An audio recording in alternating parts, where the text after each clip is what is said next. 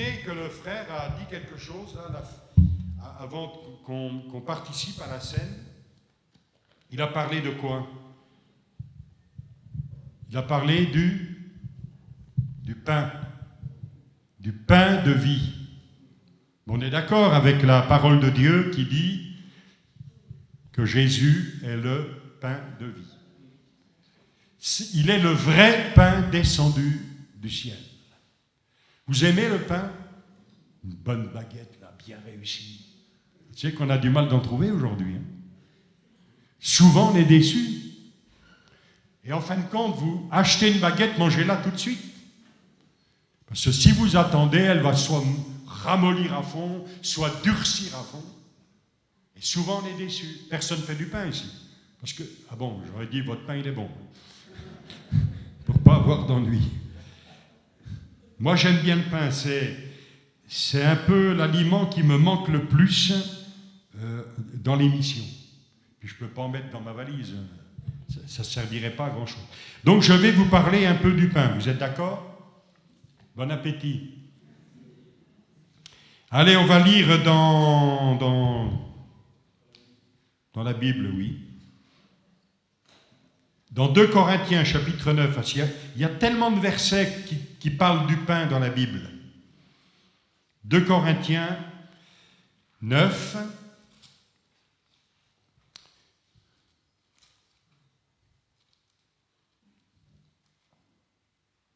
N'ayez pas peur, j'arrive. Vous aussi. Voilà, 2 Corinthiens 9, verset... Mais j'ai fait quoi, là?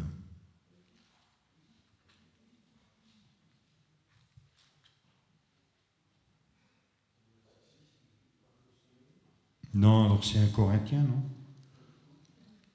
Oh là là, vous allez me virer. Ouais, j'ai mis 2, mais c'est un Corinthien 9. Normalement, voilà, même pas, c'est un Corinthien 10. Oh là là. Voilà, verset 16, la coupe de bénédiction que nous bénissons n'est-elle pas la communion au sang de Christ? Le pain que nous rompons, hein, on a rompu le pain ce matin avec nos frères, n'est-il pas la communion au corps de Christ? Puisqu'il y a un seul pain, nous qui sommes plusieurs, nous formons un seul corps, car nous participons tous à un même pain. Amen. Ce matin, on a partagé et mangé un même pain. Et au-delà de ce petit morceau de pain qui nous a été partagé, donné, en réalité, nous partageons la communion avec Jésus, qui est le pain de vie et qui nourrit le corps de Christ, afin que nous puissions servir le Seigneur dans de bonnes conditions. Bon, je cite quelques versets comme ça, avant qu'on lise dans Luc chapitre 11. Le prophète Ésaïe disait « L'Éternel vous donnera du pain dans l'angoisse et de l'eau dans la détresse. » Dieu n'oublie personne. Et quel que soit le sentier qui est le nôtre, le plus terrible soit-il, la Bible dit que Dieu nous donnera du pain et de l'eau. Il nous donnera le nécessaire. Au temps d'Élie et de cette fameuse reine Jézabel, il y avait un homme qui servait dans cette maison. J'allais presque dire c'était comme un anonyme. En tout cas, il n'avait pas l'envergure d'Élie. Et cet homme, la Bible dit qu'il a caché dans 2 cavernes 2 fois 50 prophètes de l'Éternel. Et l'Écriture précise qu'il a partagé avec eux de l'eau et du pain. Que Dieu soit béni pour ce genre de personnes qui ne sont pas des Élie, peut-être qui n'ont pas l'image. on fera jamais d'eux un poster,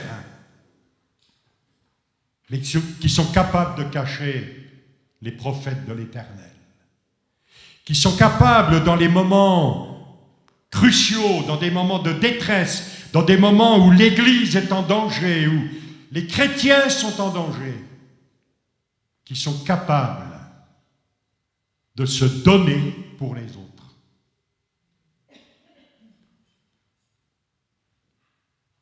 Tu ne seras jamais peut-être un pasteur, tu sauras peut-être jamais chanter derrière un micro. Qu'est-ce que ça peut faire? Pourvu que ta vie soit du pain pour l'autre. Dans les contacts de tous les jours, dans la vie de l'Église. Parce que vous savez comme moi que la vie de l'Église, c'est pas... Bon, je viens au culte et puis ça y est, c'est fini. On l'a dit la semaine dernière.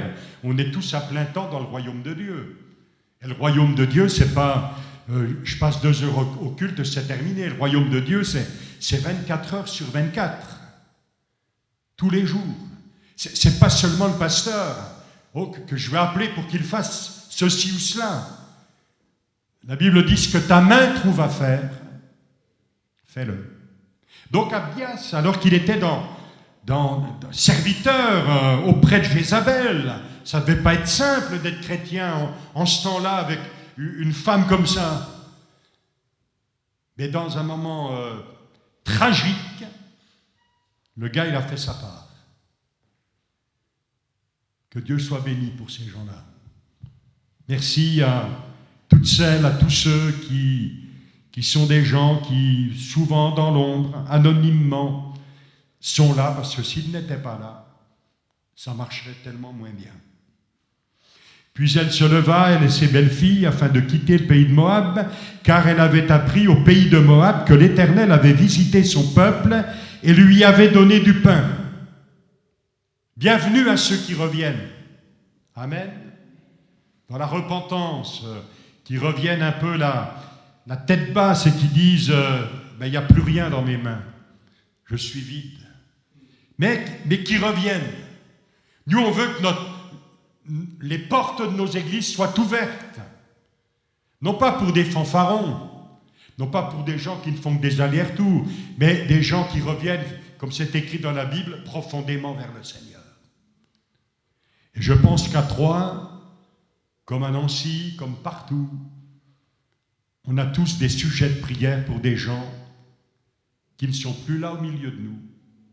Ben tiens, allez, leur place, elle est là, hein. Vous êtes d'accord? Elle est là, leur place. Et le Seigneur peut ramener les gens. Il peut faire des choses tout à fait étonnantes. Que Dieu soit béni. Et puis j'ai aussi noté ce verset avant qu'on lise le texte que j'ai dit dans Luc chapitre 11. Normalement, c'est le bon chapitre. Au temps de Néhémie rappelle quelque chose. Et c'est bien de rappeler des choses que Dieu a faites. Ou de citer la parole de Dieu. Même si on pense que c'était pour ce temps-là, la faculté de la parole, c'est de rester vivante. Et Néhémie rappelait quelque chose d'important. Tu leur donnas du haut des cieux du pain quand ils avaient faim et tu fis sortir de l'eau du rocher quand ils avaient soif. Et Néhémie a rappelé ces choses. Parce que le temps qu'il vivait, ce n'était pas un temps facile. Les ennemis étaient nombreux. Il y avait des complots, il y avait des mensonges, il y avait des divisions, il y avait de la confusion, probablement beaucoup de peur. La Bible dit, les murailles étaient en ruine, mais en quelques jours, en moins de 2 mois, tout a été reconstruit. Et les gens rassemblés pour célébrer Dieu, mais en même temps vivre des temps de repentance, parce qu'ils avaient trahi le Seigneur, eh bien, vont entendre Néhémie les encourageant, leur disant « Oui, Dieu a donné du pain au peuple qui était dans le désert. Alors n'ayez pas peur, Dieu vous donnera du pain et de l'eau. Dieu pourvoira à vos besoins. C'est sa nature de faire du bien. » Gloire à Dieu. Dans l'épître de Jacques, au début, c'est écrit « Si quelqu'un manque de sagesse, qu'il la demande à Dieu. » qui donne, parce que Dieu va donner, mais qu'il demande avec foi. Et l'idée du don que Dieu fait à son peuple pour pourvoir aux besoins, c'est que Dieu le fait sans calcul. Nous, on calcule, je te donne ça, mais ça va me rapporter quoi? Non, la générosité de Dieu, elle est sans calcul. Et si on vient vers Dieu en disant « je ne mérite pas, je ne mérite pas, je ne mérite pas, je ne mérite pas, Dieu ne fait rien, Dieu ne fait rien, Dieu ne fait rien », il ne se passe rien. Moi, j'aime bien parler de Bartimée comme un mendiant actif. Il était mendiant, il avait une vie misérable, mais quand il a entendu que le Seigneur passait par là, alors il s'est mis à crier. « Oh Seigneur, donne-moi du pain, donne-moi mon pain !» Et le pain dont il avait besoin, c'était de recouvrir la vue. Et le Seigneur lui a dit non, débrouille-toi. Le Seigneur a entendu ses cris. Amen. Après, on a vu les disciples, les gens, tais-toi, tais-toi, ferme-la. Ça fait longtemps que tu ne viens plus à l'église, et puis tu cries maintenant, là, ferme-la. Là. Et puis les mêmes qui lui disaient tais-toi, lui disent maintenant, dépêche-toi et t'appelle. On peut changer aussi de caractère, hein. Ma femme, elle doit dire oui, pourvu qu'il change. Ben, elle aussi. Hein. Allez, Luc 11. C'est bon, vous avez trouvé? Est-ce que c'est le bon texte? Ben, vous ne savez pas. Verset 5. C'est assez classique, mais... Voilà, il leur dit encore, si l'un de vous a un ami, qu'il aille le trouver au milieu de la nuit pour lui dire... Ami, prête-moi 3 pains. Faites pas ce coup-là ce soir. Hein. C'est ma dernière nuit normalement à Estissac. Venez à 8 heures avec les croissants si vous voulez, mais pas à 3 heures du matin. Voilà. Car un de mes amis est arrivé de voyage chez moi, j'ai rien à lui offrir. Il n'a pas été prévoyant. Hein.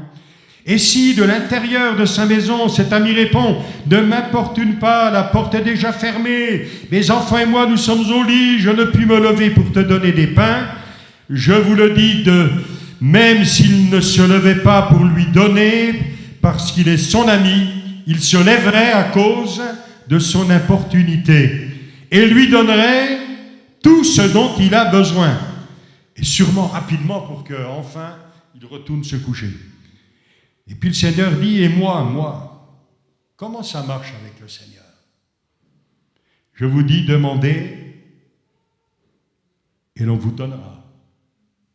Cherchez, vous trouverez, frappez, et l'on vous ouvrira. Car quiconque demande reçoit, celui qui cherche trouve, et l'on ouvre à celui qui frappe. Pour le Seigneur, il n'y a pas d'horaire. On peut frapper à sa porte. Quel est parmi vous le père qui donnera une pierre à son fils s'il lui demande du pain? Ou s'il demande un poisson, lui donnera-t-il un serpent au lieu d'un poisson? Ou s'il demande un œuf, lui donnera-t-il un scorpion?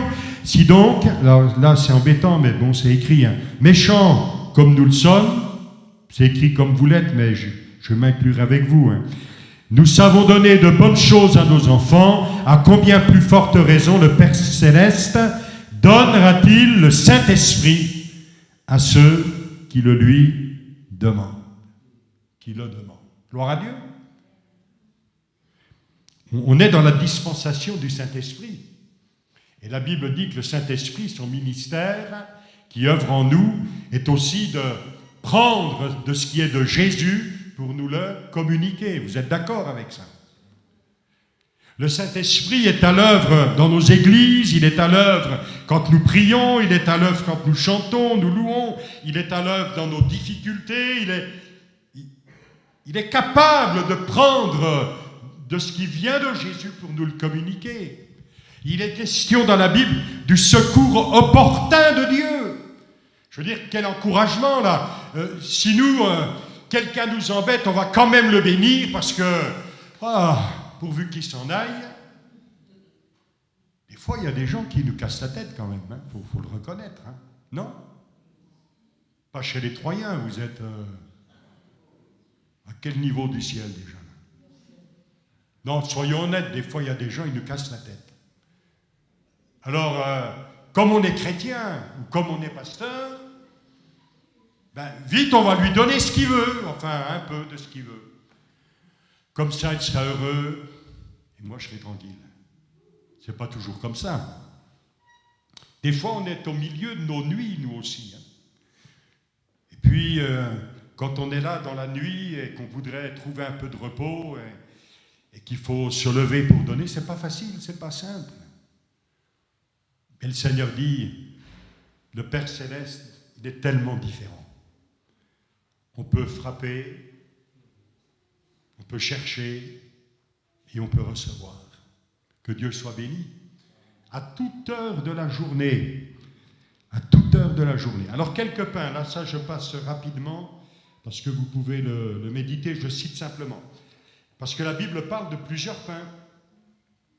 Dans les Proverbes, par exemple, la Bible parle de pains empoisonnés. Des pains empoisonnés.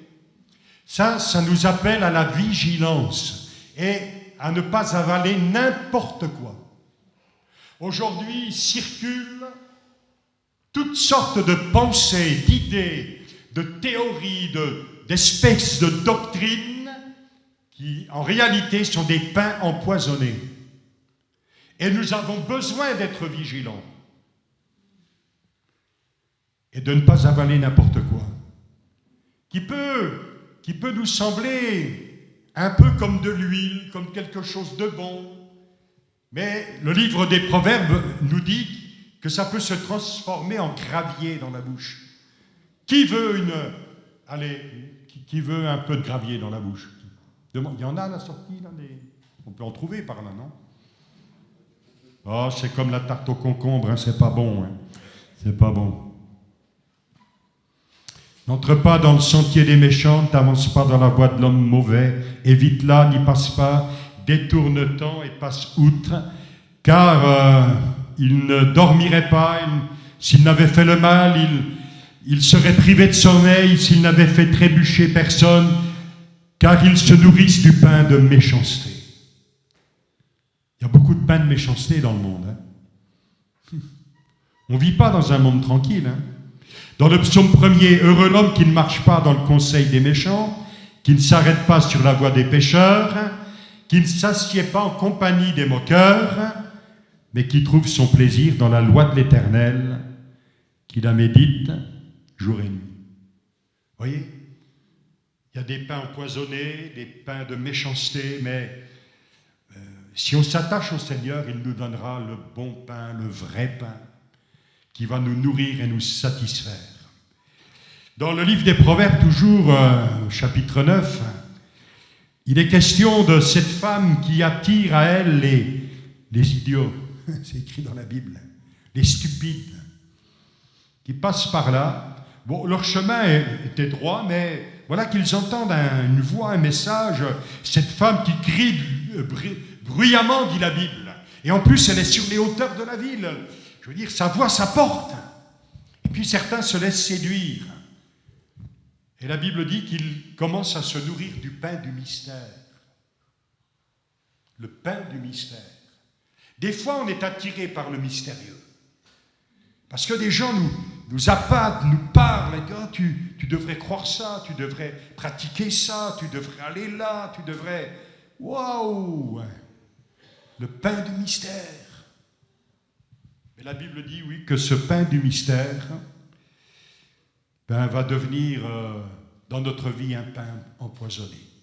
Toujours dans les Proverbes, il est question du pain du mensonge. Le pain du mensonge. Il y a des choses mensongères. J'ai noté, moi, mensonge, tromperie, fausseté, fraude, mal acquis. C'est ça, dit la Bible, qui est doux à l'homme quand il commence à manger. C'est comme de l'huile, ça coule tout seul. Comme du miel. Mais ça finit par être des graviers. Je cache ma feuille parce que vous regardez, vous dites, il n'a pas fini. Hein.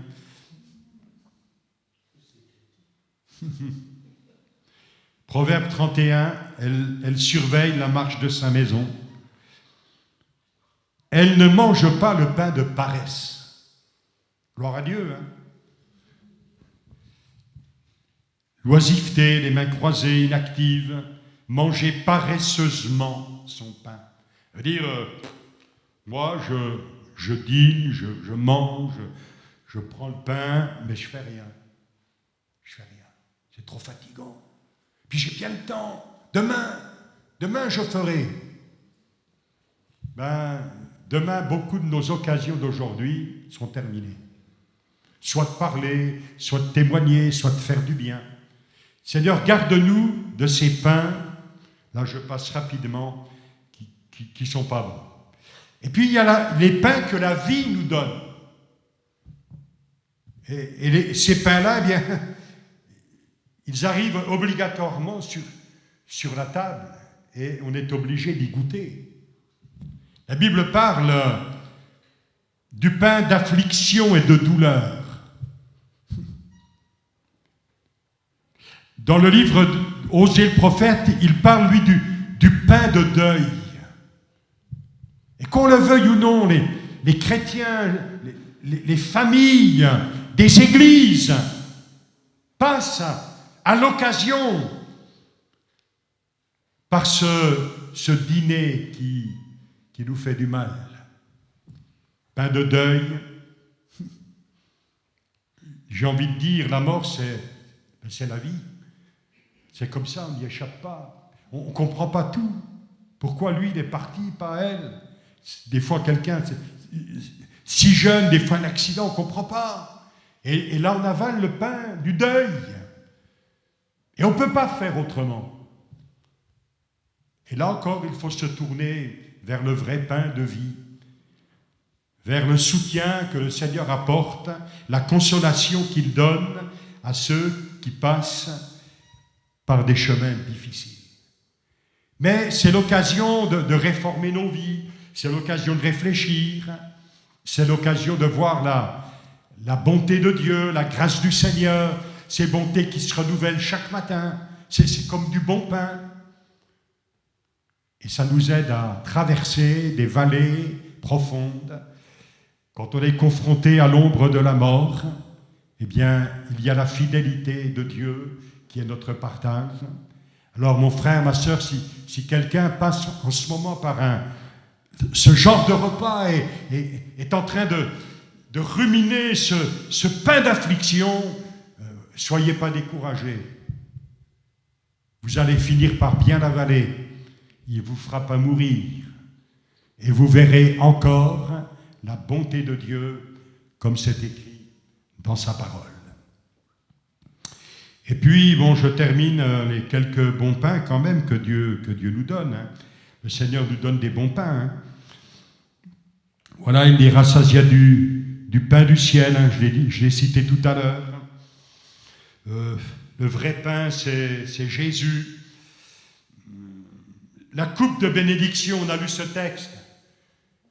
Et le pain que nous partageons, tout ça, c'est les bonnes choses que Dieu nous donne. Quand on lit les psaumes, il est question du pain du juste.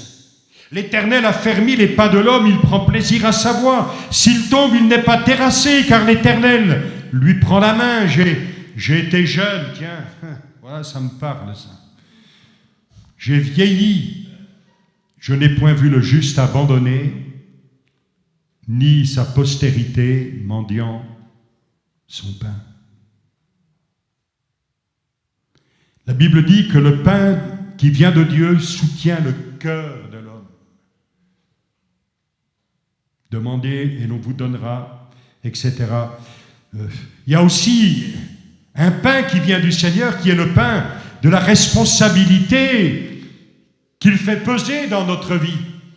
Jette ton pain à la surface des eaux, avec le temps tu le retrouveras. La Bible dit que Dieu donne du pain aux affamés.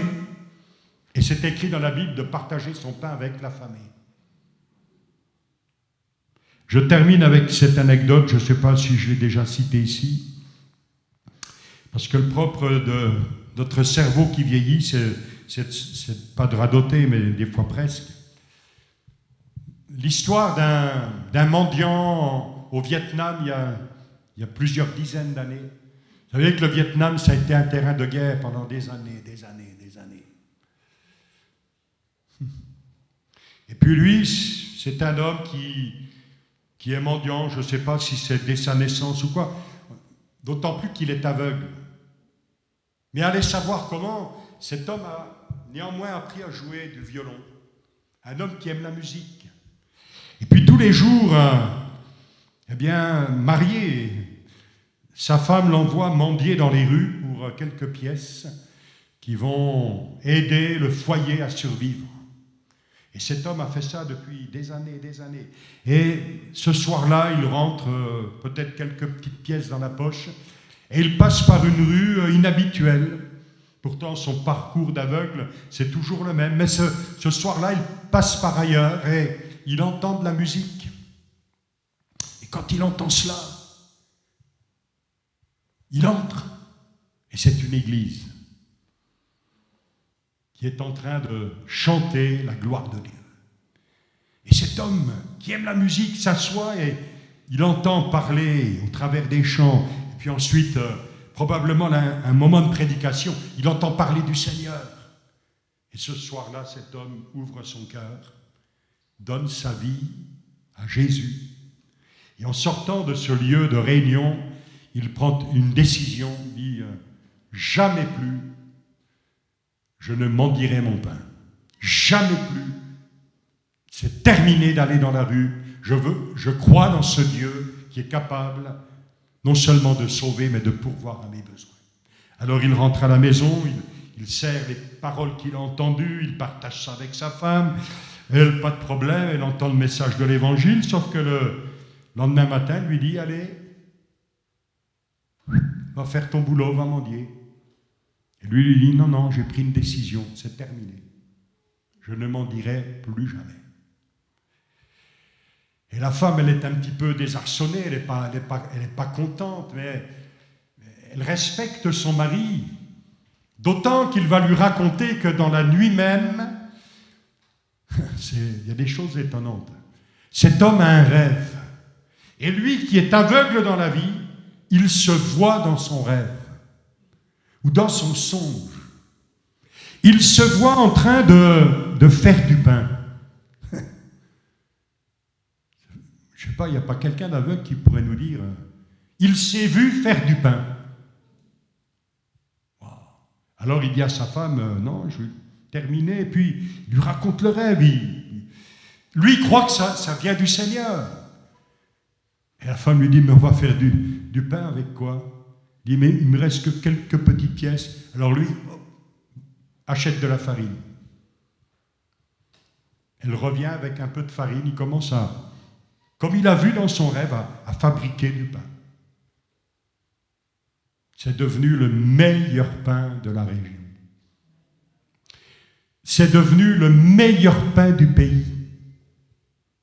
Et quand j'ai lu ce témoignage, dont la source est vérifiée, j'ai lu dans la fin de l'article qui parlait de cet homme, de sa renommée. J'ai lu que cet homme fidèlement a pourvu aux besoins de dizaines d'évangélistes dans tout le pays du Vietnam en guerre, qui ont partagé, eux, le vrai pain avec les âmes. C'est pas formidable, ça? Non, si Dieu a été capable de faire ça avec un homme qui mendiait, ben il est en train de nous dire ce matin, oui, ton pain, partage-le. Ne rate pas les occasions. Partage ton pain avec les affamés. La Bible dit vrai, je n'ai pas vu le juste abandonné, mendiant son pain. Et pour que certains ne mendient pas leur pain aujourd'hui, ils ont besoin de nous. Ils ont besoin de toi, ils ont besoin de toi, ils ont besoin de moi. Je veux dire, faire des parrainages, aller vers les frères. Moi, je suis entré dans des maisons de chrétiens, il y avait pratiquement rien. Et quand on peut venir avec un petit quelque chose, ça leur fait du bien, pas seulement dans l'estomac, ça leur fait du bien tellement dans le cœur. Quand ils savent, à leur contact, qu'on leur dit, mais à Troyes, à Nancy, à Marseille, partout, les gens prient pour vous, ils s'intéressent à vous, ils sont généreux, ils veulent partager avec vous. Si vous saviez, puis vous le savez, combien ça fait du bien à leur cœur.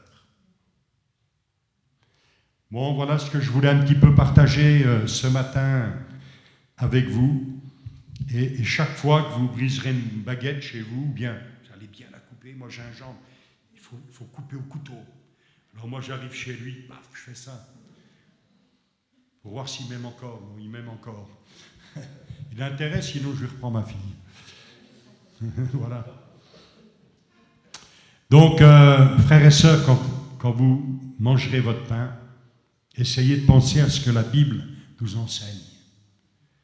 Et au travail que Dieu nous confie. Vous l'avez compris? Vous êtes d'accord, compris? Seigneur, merci pour ta présence. Merci parce que tu parles d'une manière ou d'une autre. Tu nous interpelles, tu nous mets en garde. On ne veut pas se nourrir de n'importe quoi, Seigneur. Il y a tellement de n'importe quoi aujourd'hui. Ouvre nos yeux, donne-nous du discernement. On ne veut pas chasser les sorcières, mais on veut garder notre âme.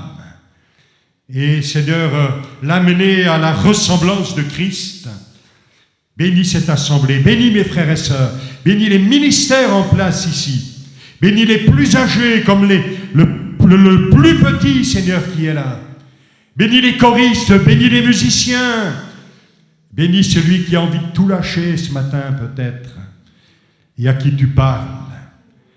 Bénis si quelqu'un se nourrit de n'importe quoi, l'Internet, les réseaux sociaux, les choses là dans la chambre, ces secrets, le pain du mystère.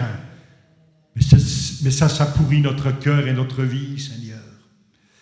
Bénis cet homme ou ce gars ou cette fille. Le monde est tellement méchant. Il nous offre des friandises qui sont du vrai poison. Garde-nous du mal, Seigneur. Et merci pour ta fidélité. Au nom de Jésus. Amen.